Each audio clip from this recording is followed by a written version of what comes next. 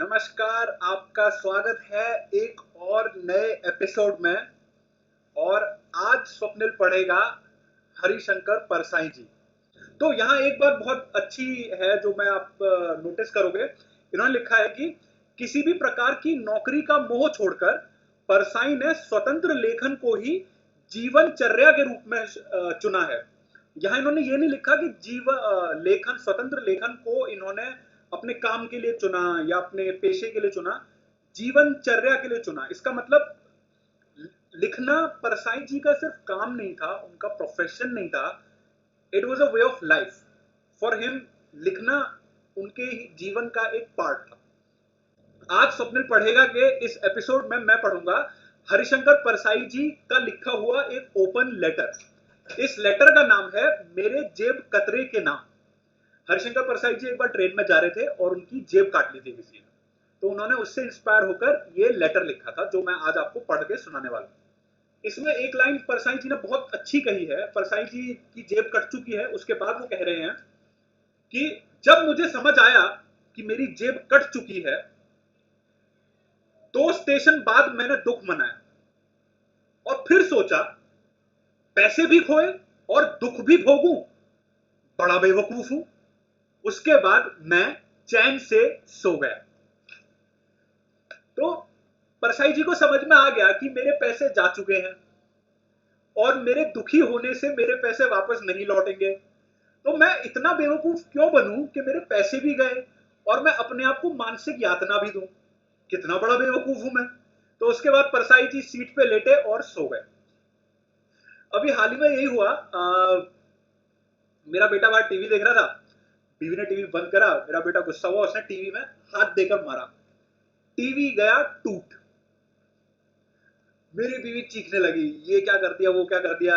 बीवी का हाथ उठा लड़के को मारने के लिए। मैंने कहा रुक जाओ, अब एक बात बताओ, इसे मारने से अगर टीवी ठीक हो जाता है तो मारो, फिर मैं भी मारूंगा। लेकिन अगर इसे मारने से टीवी ठीक नहीं होता है तो डांट ही लो, डांटने से काम चला लो, कम से कम समझ में आ जाए कि उसने किया क्या है, मारने की क्या जरूरत है। तो ये बात मैं परसाई जी की हमेशा से गांठ बांध के चला हूं कि जब कोई नुकसान हो जाए तो उसे एक्नॉलेज करो, उसका दुख मत मनाओ। क्योंकि आपने नुकसान भी सहा और फिर आप दुख भी सह रहे हो, तो आपसे बड़ा बेवकूफ कौन है। तो इस बात को गांठ मारते हैं और इसको पढ़ना शुरू करते हैं। ये है हरिशंकर परसाई जी का लिखा हुआ एक खत जिसका नाम है मेरे जेब कट के नाम। जेब कतरे को जेब कट कहा है इन्होंने। और हम पढ़ रहे हैं परसाई जी का लिखा हुआ मेरे जेब कट के नाम। प्यारे भाई, तूने भोपाल स्टेशन पर रेल के डिब्बे के भीतर 10 आदमियों के बीच मेरी जेब काट ली थी। आशा है तू मुझे भूला नहीं होगा। जेब में 175 रुपए थे, गिन लेना। अगर 5-10 कम हो तो अगली बार मैं पूरे कर दूंगा। मैं यह नहीं चाहता कि मेरे मन में तो यह रहे कि 175 रुपए गए और तेरे हाथ सिर्फ 170 लगे। यह पैसे की बात नहीं है, 10-5 इधर उधर हुए तो क्या फर्क पड़ता है। बात भावना की है। भावनात्मक बेईमानी मैंने कभी नहीं की। दोस्त, तूने मेरा बड़ा उपकार किया। 84 लाख योनियों में भटकने के बाद तो मानव देह मिलती है। मनुष्य का जीवन सिर्फ एक बार मिलता है और जेब काटने का गौरव सिर्फ मनुष्य को विधाता ने दिया है। कुत्ते की जेब नहीं कटती, मगर वह आदमी भी कितना अभागा है जिसकी एक बार भी जेब ना कटे।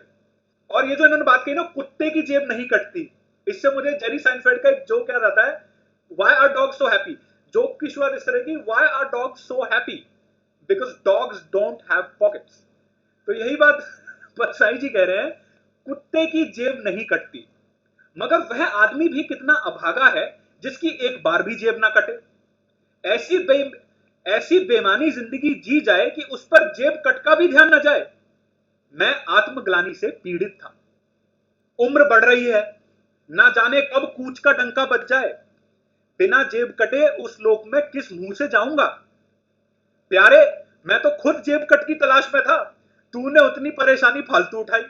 अरे तू मुझसे कह देता कि मैं जेब कट हूं तो मैं खुद ही कहता मैं तेरा कब से इंतजार कर रहा हूं, ले मेहरबानी करके मेरी जेब काट ले, मेरा जीवन सार्थक कर दे। दोस्त, वर्तमान सभ्यता जेब कटी की सभ्यता है। हर आदमी दूसरे की जेब काट रहा है। इस सभ्यता में अपनी जेब बचाने का तरीका यह है कि दूसरे की जेब काटो।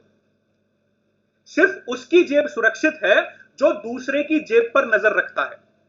मेरी जेब इसलिए कटी कि मैं अपनी जेब पर ही ध्यान दे रहा था। अगर मैं पास की बर्थ के सेठ की जेब पर ध्यान देता तो मेरी जेब नहीं कटती। दोस्त, तेरा मेरा धंधा एक है। मैं भी जेब कट हूं। मैं लोगों की जेब में रखे अनुभव निकालकर लिखता हूं। अनुभवों से भरी कई जेबें मैंने काटी हैं। तूने मुझ जेब कट की जेब काट ली। अब विचार की बात यह है कि नाई नाई से बाल कटाई के पैसे नहीं लेता, तो क्या एक जेब कट को दूसरे जेब कट की जेब काटनी चाहिए? एक धंधे वाले में जो नैतिकता होती है, उसका पालन तुझसे हुआ या नहीं, यह सोचना तेरा काम है। मैं तो कृतार्थ हूं कि तूने मेरा जीवन सार्थक कर दिया। मैंने कभी लिखा था कि आदमी कचहरी जाने वाला जानवर है। वो इसलिए क्योंकि परसाई जी पे ना कई सारे केसेस हुए थे, तो कचहरी के चक्कर लगा रहे थे बेचारे। तब इन्होंने कहा था कि आदमी कचहरी जाने वाला जानवर है, क्योंकि अरिस्टोटल ने कहा है कि आदमी एक सामाजिक जानवर है, man is a social animal. तो परसाई जी ने उसके जवाब में लिखा, नहीं, आदमी कचहरी जाने वाला जानवर है। और आज परसाई जी कह रहे हैं, मैंने कभी लिखा था कि आदमी कचहरी जाने वाला जानवर है, आज कहता हूं आदमी वह जानवर है जिसकी जेब कटती है। मगर यार, इतने लोगों में तूने मुझे कैसे छांट लिया? मैं बार बार अपनी जैकेट की उस जेब को टटोलता था जिसमें नोट रखे थे। बात यह है कि मैं टुच्चा आदमी हूं। लोग तो हजारों रुपए जेब में रखे रहते हैं और ध्यान नहीं देते, पर मैं 150 रुपए लेकर चलता हूं तो भी टटोलता रहता हूं। तूने ताड़ लिया होगा कि मैं ओछा आदमी हूं जिसे रुपए लेकर चलने का अभ्यास नहीं है, या तूने मुझे कोई मालदार आदमी समझ लिया होगा। इधर कुछ मोटा हो गया हूं, जैकेट पहन लेता हूं तो किराने का व्यापारी लगता हूं। शरीर ने धोखा दे दिया।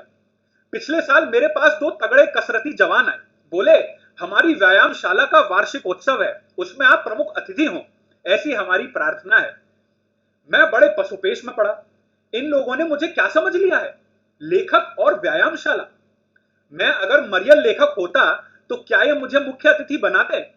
मैं कुर्ते की आस्तीन चढ़ाकर जब निकलता हूं तब लगता है उस्ताद शागिर्दों को रियाज करा के नहा धोकर बादाम खरीदने निकले हैं। मैंने उनसे कहा, वीरों, यह गौरव दारा सिंह या चंदगी राम को दो, मैं बहुत तुच्छ हूं। वे नहीं माने और मुझे जाना पड़ा। इस शरीर ने मेरी क्या क्या गत नहीं कराई, व्यायामशाला में भिजवाया और जेब भी कटवाई। दोस्त, मैं तेरी बुद्धि की दाद देता हूं। तूने मुझे समझ लिया। तू सेठ पर नहीं रीझा। तू जानता था कि सेठ के पास जाएगा तो वह तेरी ही जेब काट लेगा। हम लेखक लोग मनुष्य के मन और चरित्र का अध्ययन करते हैं, पर तूने जैसा अध्ययन मेरा कर लिया वैसा मैं आज तक किसी पात्र का ना कर सका। असल में लेखक तुझे होना चाहिए और मुझे जेब कट। न जाने कब से तू मेरे पीछे पड़ा था। तुझे याद होगा, मैं कंडक्टर और एक मुसाफिर के बीच का झगड़ा निपटा रहा था।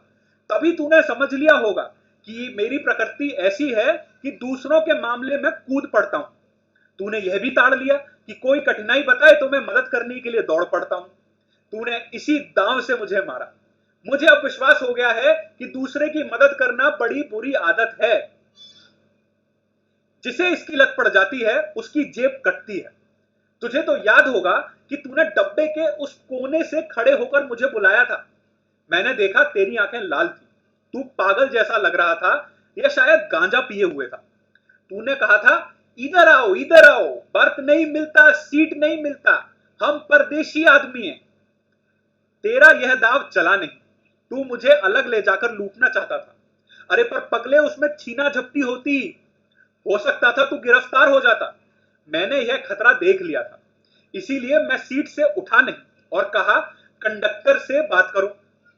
तब तू मेरे पास आ गया और अपने हाथ मेरे कंधों पर रख दिए। तूने मेरी आंखों में भरपूर देखा, मैंने तेरी आंखों में देखा। मुझे लगा ही नहीं कि तू जेब कट है। अगर मैं समझ जाता कि तू जेब कट है तो तुझे गले से लगा लेता। मैं समझा तू या तो पागल है या नशे में है। लिहाजा मैं आत्मरक्षा के लिए तैयार हो गया। तय किया कि तूने गड़बड़ की तो मैं तुझे मारूंगा, एक घूसा नाक पर, एक जबड़े पर और एक लात पेट पर। तू बड़ा ऊंचा कलाकार निकला। तूने मेरा ध्यान जेब से किस चतुराई से हटा दिया। वाह! इसी क्षण तेरा साथी मेरे बाएं तरफ से आया।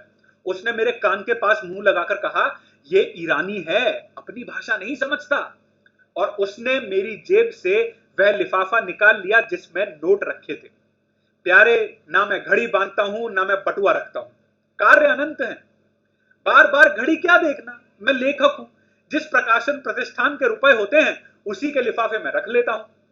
कभी भी इस प्रतिष्ठान का पैसा उस प्रतिष्ठान के लिफाफे में नहीं रखता। आदमी को लिफाफे के बारे में बहुत सावधान होना चाहिए। लिफाफा दुरुस्त है तो सब ठीक है। फिर पूंजीवादी के अंतर विरोध को मैं जानता हूं। एक प्रकाशक का पैसा दूसरे के लिफाफे में रख दूं तो हो सकता है लिफाफा ही रुपयों को खा जाए। दोस्त, यह सब घटना मैंने इटारसी के बाद जोड़ी। इटारसी तक तो मुझे पता ही नहीं चला था कि मेरा पैसा निकल गया। इटारसी में मैंने टटोला तो पाया लिफाफा गायब है, और तब मुझे समझ आया कि तू जेब कट था। 2 स्टेशन मैंने दुख मनाया। फिर सोचा, पैसे भी खोए और दुख भी भोगूं, मैं कैसा बेवकूफ हूं। उसके बाद मैं चैन से सो गया। तू यह सब पढ़कर शायद दुखी होगा। नहीं नहीं, दुखी होने की जरूरत नहीं है भाई। मैं भी जेब काटने में उस्ताद हूं। हाँ, तरीका दूसरा है। तूने मेरी जेब काटी तो मैंने महावीर स्वामी की जेब काट ली। महावीर जयंती पर भाषण देकर मैंने कुछ ज्यादा ही रुपए कमा लिए। तू अपने मन से ग्लानि को निकाल दे। तूने मेरा उपकार ही किया है। मेरी जेब कट गई है यह जानकर मेरे दोस्तों ने मेरे लिए रुपए का इंतजाम कर दिया। तू 175 रुपए ले गया था ना, मैंने 500 कमाए। 200 रुपए तो महावीर स्वामी की जेब काटने से मिले। 300 रुपए 2 दोस्तों ने मिलकर दे दिए। अब तू हिसाब लगा। तेरे हाथ लगे कुल 175 रुपए, पर 500 रुपए मिले मुझे। यानी इस पूरे मामले में मैं 325 रुपए के फायदे में रहा। अब तू बता, तू बड़ा जेब कट है या मैं? दोस्त, क्या क्या योजनाएं बनाई थी। मित्रों ने कहा था, अखबार में विज्ञप्ति दे देते हैं कि परसाई जी की जेब कट गई है, इसलिए उनका हर मित्र उन्हें 1 रुपया दे। मैंने इसे नामंजूर कर दिया। कहा, यारों मुझे जिंदा रहने दो। अगर रुपए नहीं आए तो लगेगा कि मैं इस भ्रम पर जिंदा था कि मेरे दोस्त हैं। भ्रम टूटने से आदमी मर जाता है। तब मित्रों ने कहा, अच्छा तो फिर तुम्हारी फोटो छापकर उसके नीचे लिख देते हैं, इस आदमी की जेब कट गई है, जिस किसी को मिले इसे 1 रुपया दें। यह योजना भी मुझे पसंद नहीं आई। तब मित्रों ने कहा, अच्छा गुमशुदा की तलाश शीर्षक के नीचे छपवाते हैं, प्रिय परसाई, तुम सिर्फ 250 रुपयों के कारण कहीं छिप गए हो। लोग तो करोड़ों रुपए की कालिख से पुता चेहरा नहीं छिपाते। तुम जहां भी कहीं हो, चले आओ। 250 रुपयों का प्रबंध तुम्हारे दोस्त कर देंगे। मेरे प्यारे जेब कट दोस्त, जेब काटने के मामले में मैं तेरा चाचा होता हूं। इस जेब कटी का उपयोग करता तो हजारों कमा सकता था। भोपाल में मेरे अजीज दोस्त रहते हैं। जेब कटने से उनका भी इम्तिहान लगे हाथों हो ही गया। प्यारे, आगे जब तू मेरी जेब काटे तो बताकर काटना। हम मिलकर ऐसी योजना बनाएंगे कि दोनों ही मालदार हो जाएं। आशा है तू मेरे दम पर अभी तो सुखी होगा ही। तो कैसा लगा आप लोगों को? ये था परसाई जी का ओपन लेटर अपने जेब कट के नाम। और परसाई जी ने हमें दिखाया कि कौन ज्यादा बड़ा जेब कतरा है। इस किस्से से उन्होंने दिखाया कि कौन ज्यादा बड़ा जेब कतरा है। परसाई जी ज्यादा बड़े जेब कतरे हैं या वो जेब कतरा ज्यादा बड़ा जेब कतरा है? क्योंकि परसाई जी अपनी जेब कटने के बाद भी 325 रुपए के टोटल फायदे में रहे।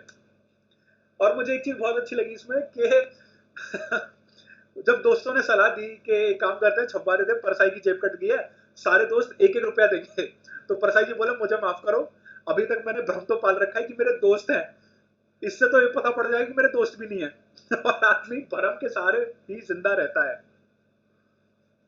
तो थैंक यू यार सुनने के लिए, मुझे बहुत अच्छा लगता है इसे पढ़ना।